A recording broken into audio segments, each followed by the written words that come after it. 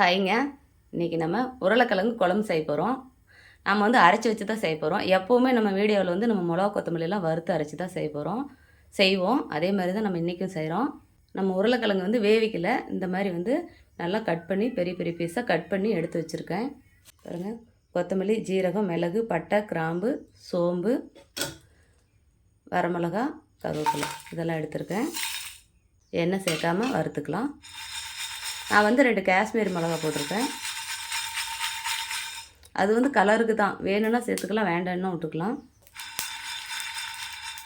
நல்லா வறுத்தாச்சு.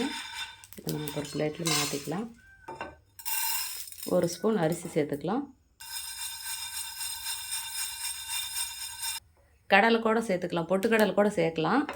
சாப்பாட்டுக்கு பொட்டுக்கடலை சேர்த்தோம் அப்படின்னா வளவளன்னு இருக்கும். நீங்கள் தோசைக்கு வேணால் பொட்டுக்கடலை சேர்த்துக்கலாம்.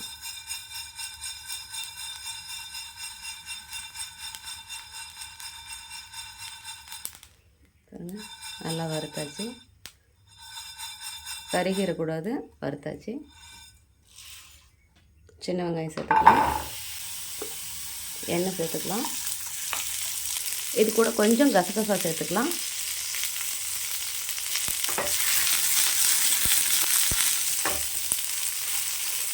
தேங்காய் ஒரு 1/2 பீஸ் சேர்த்துக்கலாம்.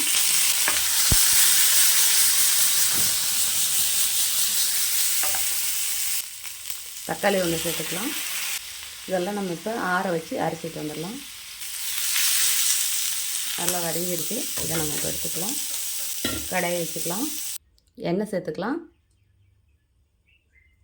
கடுகு, உளுத்தம் பருப்பு சேர்த்துக்கலாம்.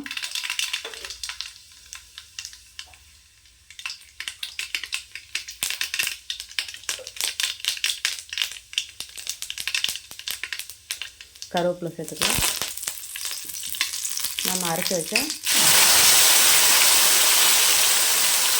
கிரேவி சேர்த்துக்கலாம்.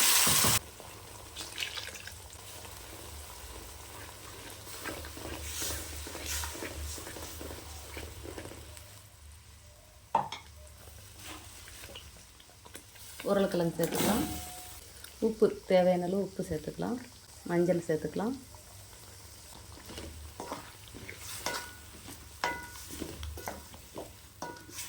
நம்ம வேவிச்சு சேர்க்கல, பச்சையாக தான் சேர்த்துருக்கோம். அதனால் நம்ம கொஞ்சம் தண்ணி சேர்த்துக்கணும்.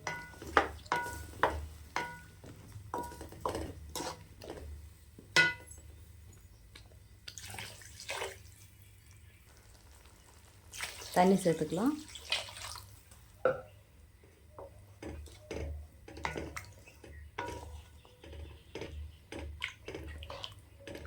நம்ம மிளகு பொடி சேர்க்குறத விட இந்த மாதிரி அரைச்சி சேர்த்தோன்னா ரொம்ப டேஸ்டியாக இருக்கும், ரொம்ப மணமாக இருக்கும்.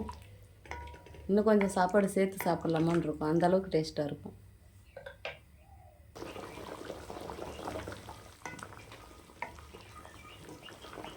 இன்னும் ஒரு 5 நிமிஷம் வேகட்டும்.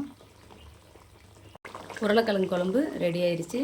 பாருங்கள், நல்லா கம்மன்னு சூப்பராக நல்லா பாருங்கள் எப்படி இருக்குன்னு. அரைச்சி வச்சோம்னா இந்த மாதிரி தான் இருக்கும்.